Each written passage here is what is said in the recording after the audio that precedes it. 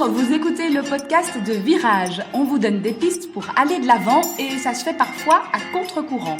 Si face à un problème, quel qu'il soit, vous vous êtes déjà dit « j'ai tout essayé, rien ne va, je ne sais plus quoi faire », alors vous êtes au bon endroit. Je suis Marina Blanchard, psychologue, formatrice et fondatrice de Virage. Mon école s'inscrit dans la lignée de celle de Palo Alto, c'est-à-dire de la thérapie brève. Et je suis Peggy Van Lierde, chef d'entreprise, journaliste et coach en développement personnel. Ensemble, nous vous proposons des réflexions pour avancer autrement. Il y a plusieurs semaines, Marina, tu as posté une petite vidéo sur les réseaux sociaux pour inviter les internautes à partager leurs idées de sujets qu'ils voudraient voir abordés dans ce podcast. Alors, on va les traiter au fur et à mesure. Il y a eu pas mal de réactions, donc ça nous donne pas mal de contenu pour les prochains épisodes. Je te propose de commencer par ce premier commentaire sur Instagram qui a été envoyé. Je vais le lire. Oui. C'est plus facile de le lire que de le résumer. Ce sera plus authentique. Alors... Face à une jeune fille de 21 ans qui est en couple avec un homme de 56 ans, que dire ? J'ai du mal à ne pas aller au-delà du « vous êtes tous les deux majeurs et consentants ». Il me semble que la sexualité n'est pas la même à 20 ans et à 50 ans. Suis-je irrespectueuse de penser ça ? Comment savoir si cette jeune fille est vraiment attirée par le corps de cet homme ? D'autant plus que ses parents sont totalement absents. Cette situation me travaille, merci de me donner votre avis sur comment réagir. Alors, on a identifié deux aspects dans ce message, à la fois comment réagir, que dire, et puis est-ce que mes pensées ont le droit d'être là quelque part, c'est ça. Est-ce que je suis trop jugeante, est-ce que je suis irrespectueuse ? Alors, on va peut-être commencer par ça, puisque d'abord, ça va se passer dans la tête avant de passer dans l'action. D'agir, oui. Donc, en observant ce couple, qu'il lui soit proche ou pas, on ne le sait pas, elle porte un constat qui peut paraître jugeant. Elle se pose cette question-là, suis-je irrespectueuse de penser ça ? Et je trouve ça génial déjà qu'elle se la pose, en fait, parce que beaucoup de gens vont penser, vont juger, et vont pas se poser cette question-là. Donc, j'ai envie de dire, en fait, qu'on a le droit de penser ce qu'on veut. En fait, on est dans une société où, heureusement, on a la liberté de penser. Et je pense qu'on a tous le droit, en regardant un couple dans la rue, de se dire, ils vont pas du tout ensemble, c'est dingue, la différence d'âge, etc. Quand c'est des proches, on a le droit de penser aussi tout ce qu'on veut.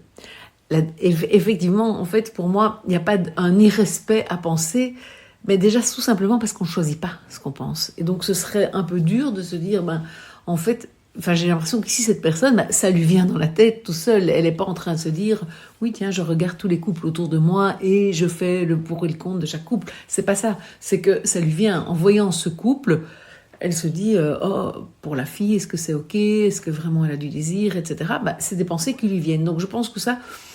moi, c'est mon point de vue, on ne peut pas le juger puisque on serait nous-mêmes jugeants de juger à la manière dont chacun pense et qu'on a heureusement cette liberté de penser. Et voilà, j'insiste dessus parce que je pense qu'elle est importante.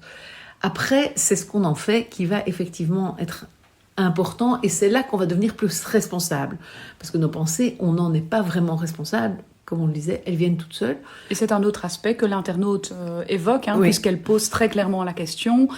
Que dire ? Comment réagir ? Et dois-je réagir finalement ? Voilà, c'est ça. Et donc, au premier aspect, moi je dirais, vous n'êtes pas spécialement... Oui, peut-être vous êtes jugeante, on peut être plus ou moins jugeant chacun, et on a tous des choses qui vont nous faire réagir.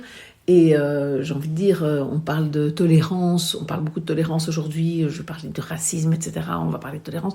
Et en même temps, parfois, les gens qui ne sont justement pas du tout racistes vont juger d'une manière très intolérante des gens sans savoir qu'il y a une histoire de, je sais pas, dans le passé, d'une agression, d'un truc qui fait que...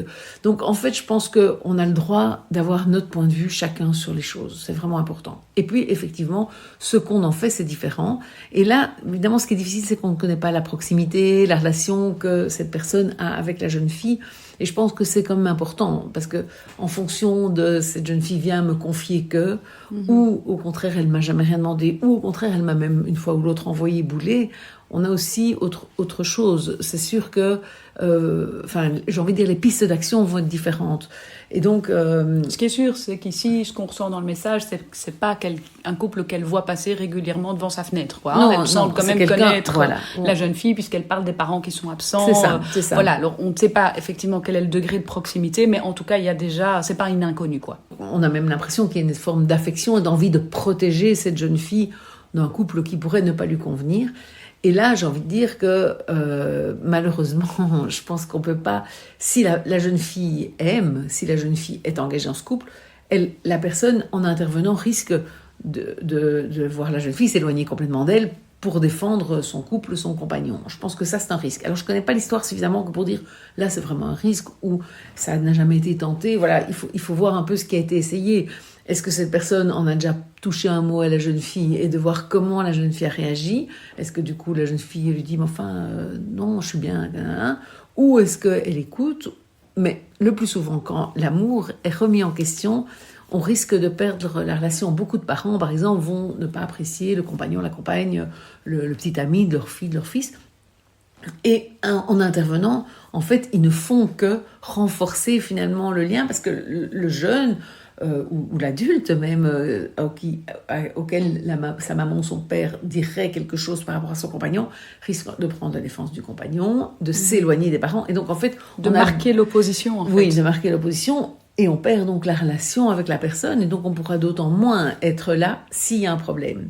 Parce qu'évidemment, je te l'avais bien dit, c'est une crainte que tout le monde aurait. Donc je pense que mieux vaut, pour moi, a priori, ne pas intervenir si la jeune fille a l'air d'être toute amoureuse pour l'instant. Elle est dans cette histoire, elle vit cette histoire-là. Et en intervenant, on risque plus de l'éloigner de soi-même et donc de ne pas pouvoir être là si un jour elle était déçue par cette histoire. Ça renvoie en fait un petit peu à cet épisode 120 qu'on a traité récemment, qui disait de privilégier la relation par rapport en fait à une position qu'on prendrait vis-à-vis de quelqu'un qui a un mode de vie qui ne correspond pas à notre mode de vie.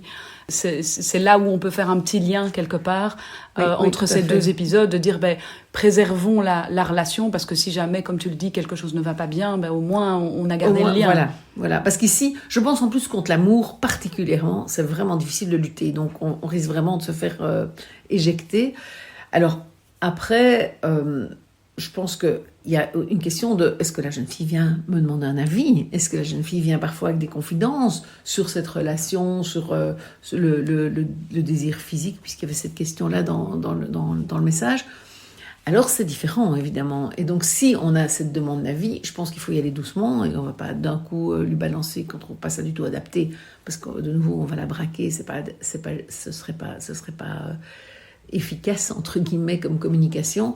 Mais je pense que ça, là on est dans un autre contexte, on n'a pas le détail ici. Et si la jeune fille me demande un avis, alors je peux le lui donner.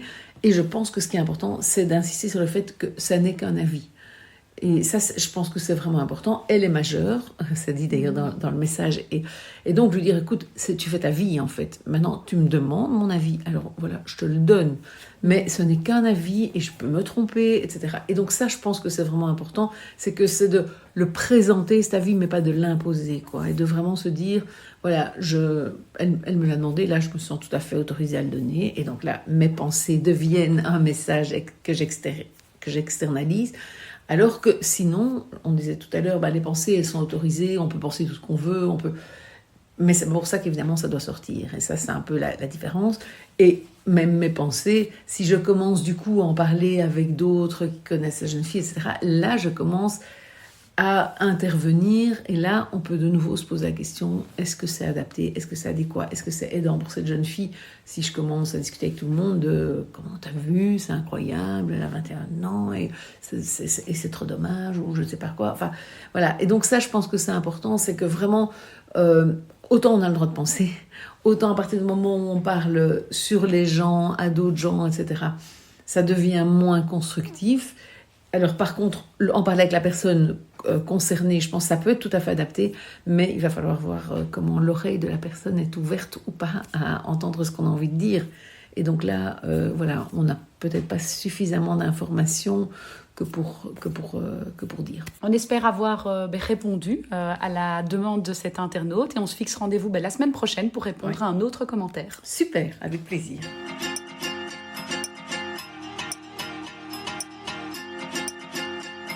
Merci beaucoup de nous écouter. Chaque semaine, vous êtes de plus en plus nombreux et ça nous fait chaud au cœur.